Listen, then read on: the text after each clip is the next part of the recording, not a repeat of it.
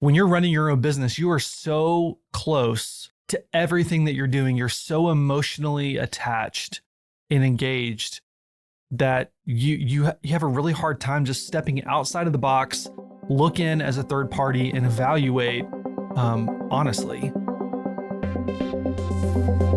What's up, everybody? Welcome back to Awesome Inc.'s podcast, where we highlight people pursuing their definition of, you guessed it, awesome.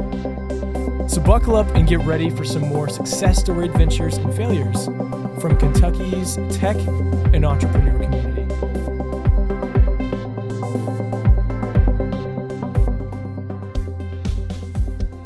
All right, guys, if you're tuning back in, I'm going to say stop, drop, and roll. No, make sure you go back and listen to the first episode, hearing a bit of John's background. Actually, not a bit. You're hearing some really key experiences that John had that helped him land where he is today. And so just to appreciate his story, appreciate what he's doing now, I encourage you to listen to the first episode. So go back, listen, and then join us now. So let's say that you've already done that.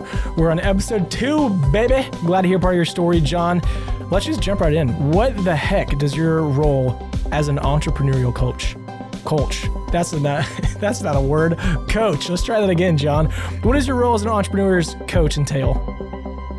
It's evolved a little bit over the last couple of years from when I started. When I started, I had no idea really how to be a coach. And honestly, the coach that I was working with, he was a business coach as well. And so a lot of what I started out doing was trying to emulate him way too much instead of just stepping into what I was good at. But I mean, at the end of the day, like my role is to help people get results. My role is to be that third party, like person outside of the box. You know, that when you're running your own business, you are so close to everything that you're doing. You're so emotionally attached and engaged that you have a really hard time just stepping outside of the box, look in as a third party, and evaluate honestly. And so that's really my role, is to help people see things that they normally wouldn't see. And a lot of the things that they don't see are really keeping them from getting the results that they're wanting. And so if I can help identify those and come up with a plan of action or a system that helps them to improve it, eliminate it, and really focus down on getting what they want, really identifying what they want to. Most people don't have any idea what they actually want. They have a vague understanding that they just want bigger and better. But I force people to dream in HD, right? Really dream in some high definition and get ultra clear on what it is that's going to make them satisfied. Because we typically walk around with an elusive idea of what will make us satisfied. So I walk people through the process of defining what you want, what's holding you back, and then let's figure out how to make it happen. Let's get some results. That's, you know, if I'm going to summarize it at a high level, like that's what I do. All right, that was great. We'll see you next week. I'm just kidding. Yeah, thanks for sharing that. Something you mentioned to me, actually, one of the times you were here coaching a company out of Awesome Inc., that you use the EOS training method. So that stands for Entrepreneurial Operating System Method. What is this? And where did you learn that? That sounds like something that is probably one of your trade secrets. So everyone, get your pens and paper ready. I wish that it was a trade secret. I wish that I had created it, but I didn't. So when I was in the process of transitioning to my coaching business, I read a book called Traction. And if you own a business and have not read Traction by Gino Wickman, then you need to stop listening to me right now, and you need to go pick that book up and start reading it. It's phenomenal. It totally changed the way that I saw running a business. And to be frank, it pissed me off, because I realized if I had had that book 3 to 4 years ago, our business at Rely would have been twice as big, way healthier. It totally just would have changed everything. But what Traction does is it gives an overview of EOS, which stands for the Entrepreneurial Operating System. And what I love about it is that it takes a lot of the concepts and principles that you read in all of these books that are amazing books, but it takes a lot of those principles that are timeless. Like, they've been around for 1,000 years and they're going to be around for another 1,000 years. It takes those principles and concepts and packages them together into a system that you can actually utilize in your business. And so it's almost like It's called an operating system because, if you use a Mac or use a PC, like both are intended to get a very similar result, but the way they go about it, the user interface and the words and the places that you look to find things, like those are completely different. And so this is literally an operating system for your business. A lot of businesses have processes for marketing, or a process for manufacturing the product, or a process for how they handle billing and invoicing. This is a process for managing your business. It's a process for experiencing momentum and real accountability and execution in your company.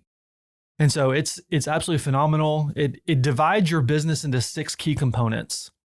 And the fundamental belief is that every company experiences like 100 and some issues at any given time. Like you're always going to be flooded with problems. If you're being honest, you'll recognize that in your business, but to the degree that you can strengthen each of the 6 key components of your business, those problems and issues start to kind of just fall into place and fall into line because you're solving the root problem. Because what you're typically experiencing is a manifestation or a symptom of the root issue. And so when you strengthen the 6 key components, you're solving the root issues of those problems. And so the 6 key components are the vision component, which is everyone in the business becoming 100% aligned around who you are, where you're going, and what the plan is to get there, like getting people rowing in the same direction. The people component, which is, you can't experience a great vision without great people. So we identify what it means to be a good person for your business.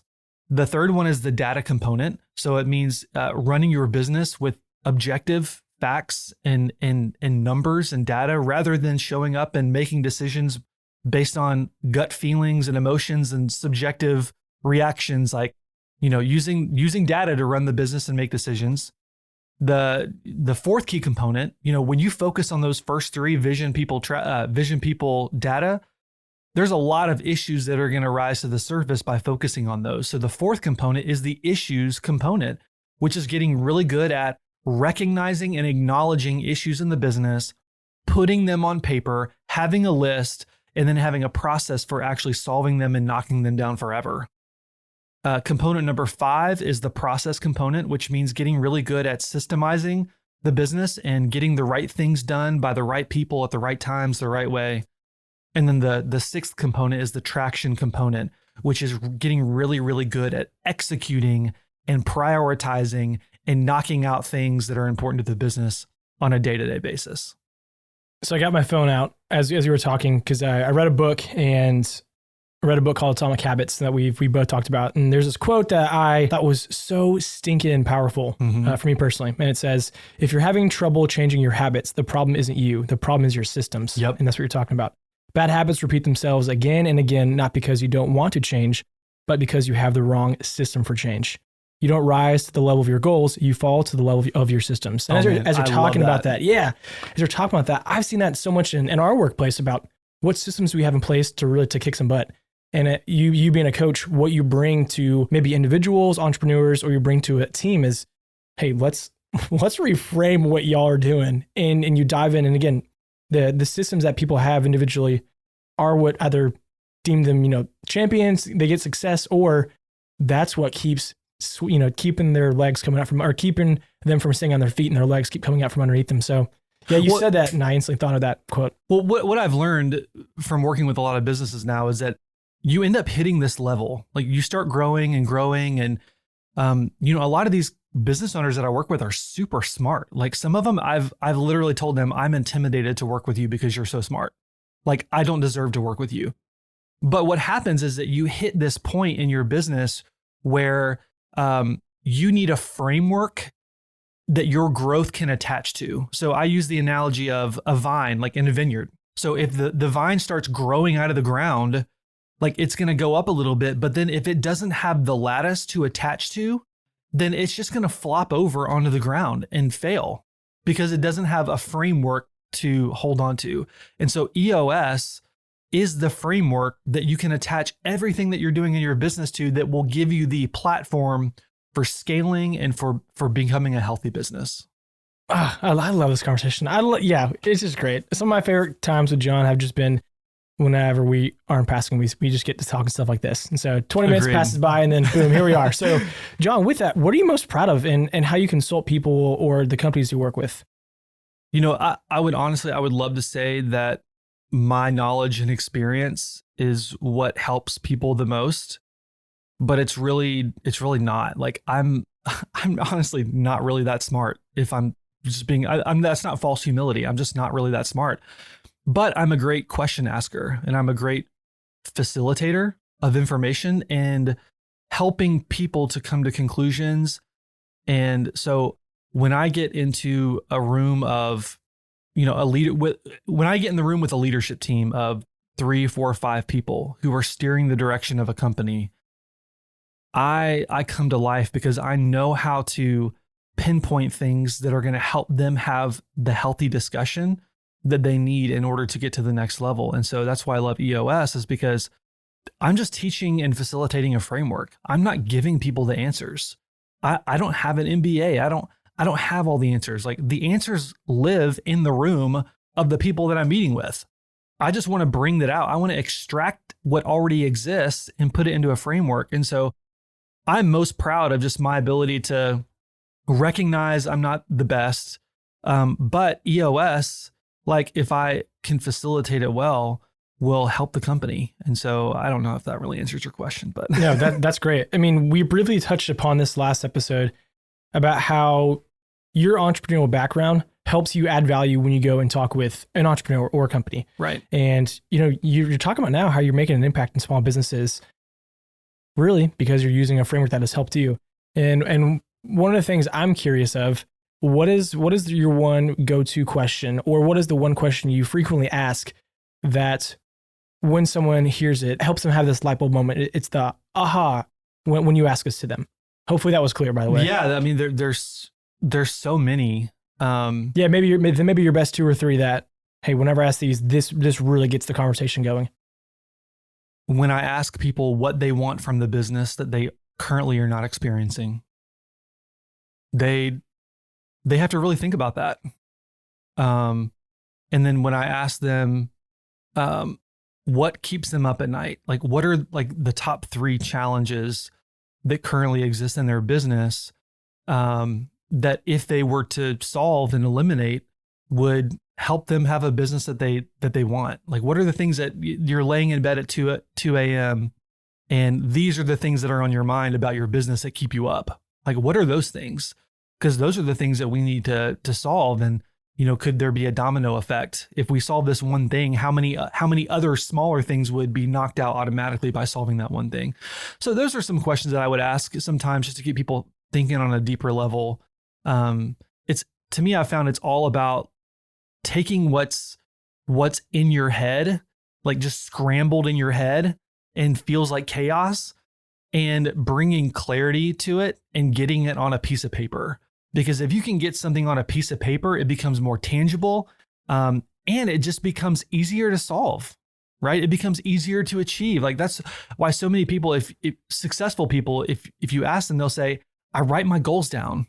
Like, I write it down. Grant Cardone is like, I write my goals every morning and I write my goals every night, because he knows that when he writes it down and he becomes clear, that he's going to get it. Like, the more that his mind is picturing the life that he wants, the more likely he's going to be drawn to actually achieving that. So I think just asking people what they actually want in life, what do they want from the business, is the best question I can ask, and then letting them answer that, and then just continue to ask, well, why? Why do you want that? What does that mean? Like, asking clarifying questions that help them to really drill down exactly what it is they want.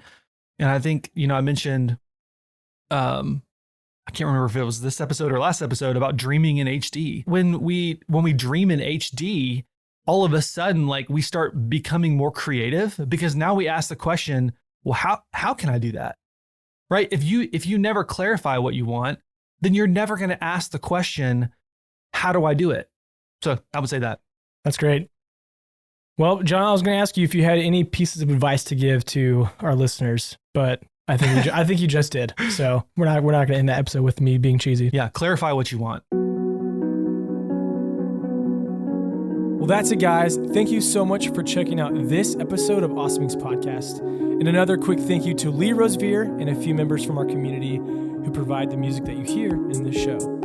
Lastly, give us a follow on Instagram, Facebook, all that jazz. Or even better, come on down to our space. Come be a part of our community and get plugged in, and let's start something awesome together. You guys rock. We'll see you next time.